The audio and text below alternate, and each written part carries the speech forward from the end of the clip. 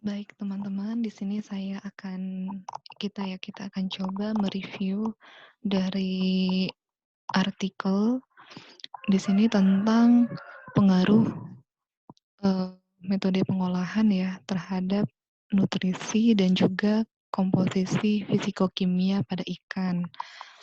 Oke, di sini tahun 2018 dan ini adalah penulisnya. Informasi apa saja sih yang kita bisa dapatkan di artikel ini? Ya saya tidak perlu rasanya tidak cukup waktu kalau kita harus mereview semuanya.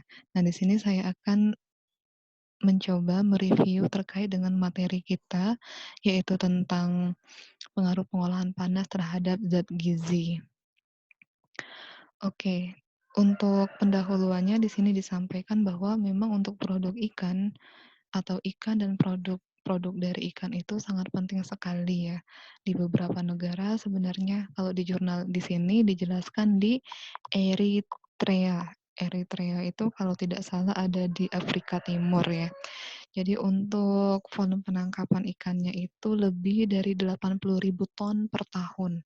Dan itu cukup banyak juga ya kalau untuk artinya konsumsi ikan di negara ini juga sangat tinggi seperti itu. Nah, di sini juga dijelaskan bahwa untuk ikan itu dia sudah diketahui kandungan-kandungan nutrisinya, seperti kandungan air atau kadar airnya sekitar 70 sampai 84%, ada protein 15 sampai 24%, kemudian ada lemak 0,1 sampai 22%, ada mineral kalsium dan lain sebagainya. Jadi memang ikan itu merupakan bahan pangan yang memang kaya akan zat gizi ya, baik zat gizi makro maupun zat gizi mikro. Tadi juga sudah saya sampaikan bahwa dalam suatu bahan pangan hampir tidak ada yang hanya memiliki satu kandungan zat gizi saja. Biasanya dalam satu bahan pangan itu banyak kandungan zat gizi yang lainnya ya.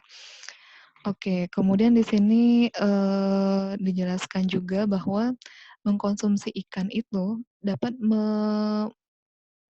memberikan efek kesehatan untuk kita kayak gitu ya.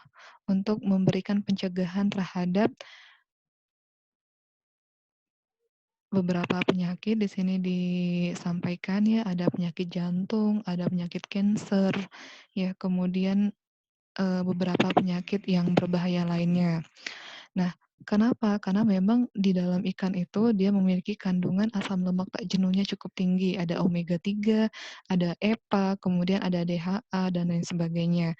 Jadi mengkonsumsi ikan itu bisa memberikan, efek kesehatan untuk kita juga, karena memang kandungan gizi yang ada di ikan itu sangat kita butuhkan, terutama kandungan proteinnya ya. Kita sudah tahu bahwa protein itu sangat penting sekali untuk tubuh kita, untuk sebagai zat pembangun dan lain sebagainya.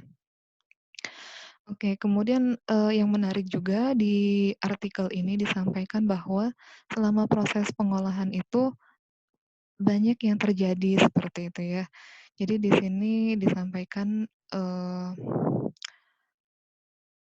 depending of the extent of heating and temperatur ya. Nah, ini dia dapat menyebabkan bahwa panas panas dan temperatur itu memberikan pengaruh juga.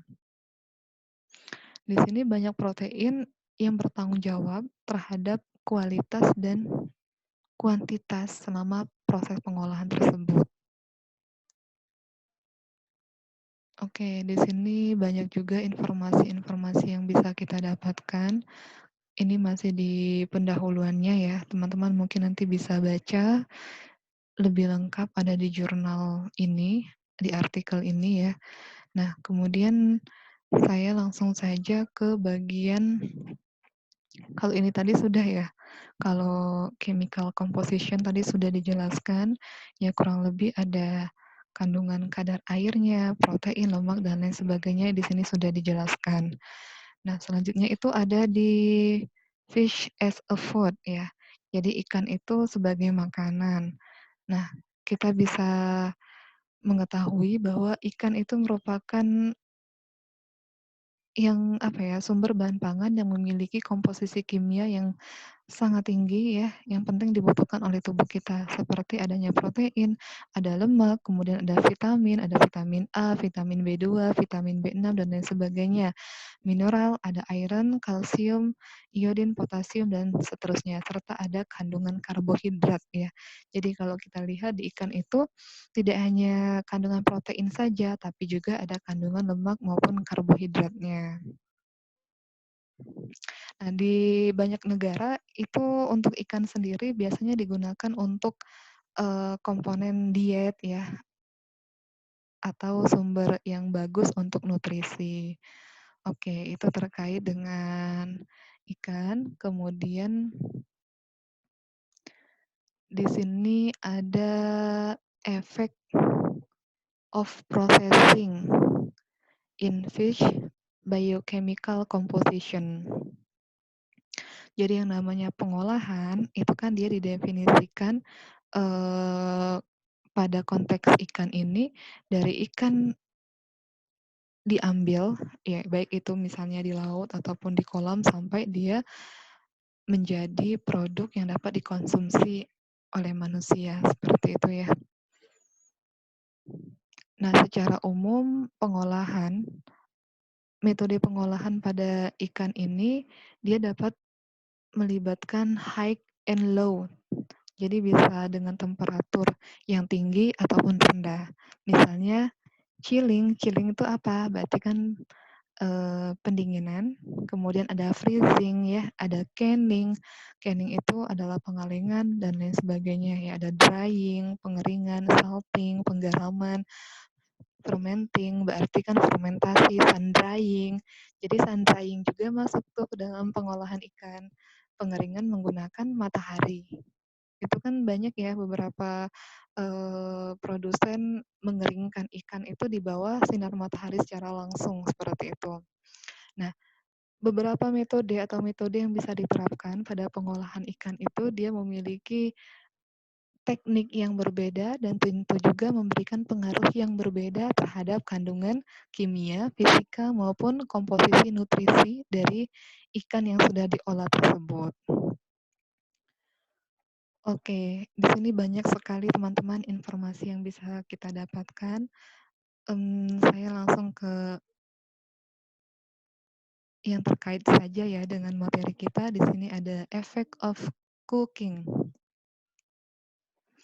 Nah, jadi untuk pengolahan yang melibatkan panas pada ikan itu kita bisa menempuh dengan berbagai macam cara ya. Ada boiling, baking, roasting, frying, grilling ya. Jadi bisa dengan banyak cara ya kita melakukan pengolahan terhadap yang melibatkan panas. Di sini ada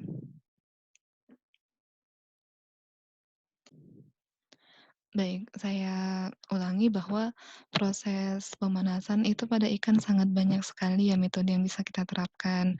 Boiling ya yang melibatkan pemanasan juga, kemudian ada baking, roasting, frying, penggorengan, atau grilling. Oke, kemudian di sini bahwa yang namanya tekstur dan penampilan pada ikan itu dia sangat berkontribusi sekali ya dalam penerimaan konsumen. Nah, teman-teman bisa langsung lihat di sini, di tabel di sini, di mana ada yang segar, kemudian ada yang digoreng, selain digoreng kemudian ada yang di oven, kemudian ada yang dipanggang ya, pemanggangan. Nah, kita bisa melihat di sini untuk kadar airnya, protein, kemudian abu ya, ada basis kering ya, ada basis basahnya. Kita bisa melihat di sini untuk raw, artinya yang segarnya, kadar airnya saja. Kadar air ya artinya kan memang tinggi ya kalau untuk bahan yang masih segar. Nah, di sini 60,68 satuannya biasanya persen di sini ya.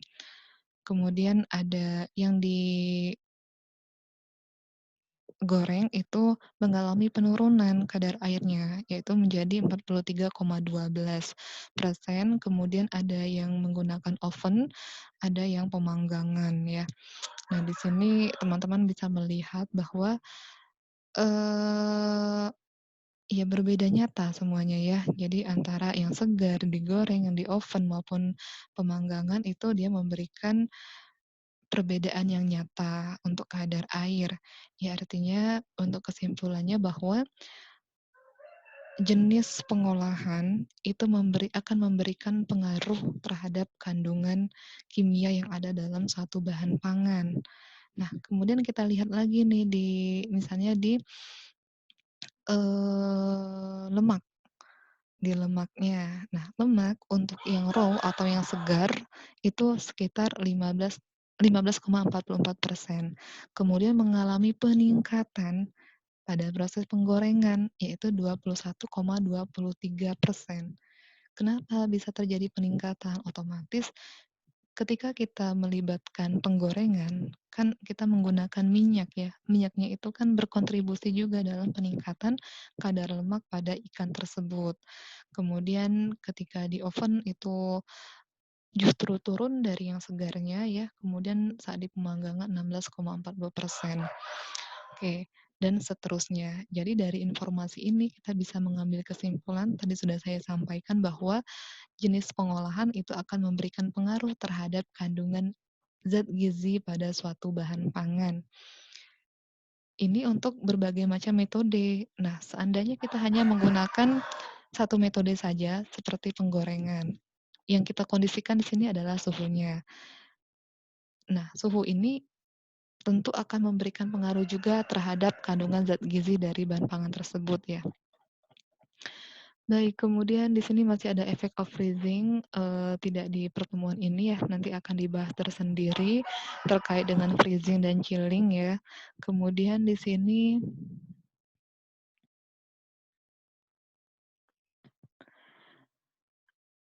oke,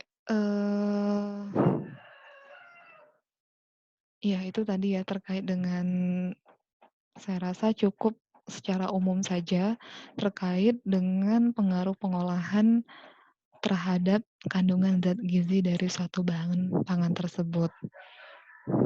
Jadi memang selama proses pengolahan yang melibatkan panas itu akan memberikan pengaruh terhadap kandungan zat gizinya, baik itu zat gizi makro maupun zat gizi mikro.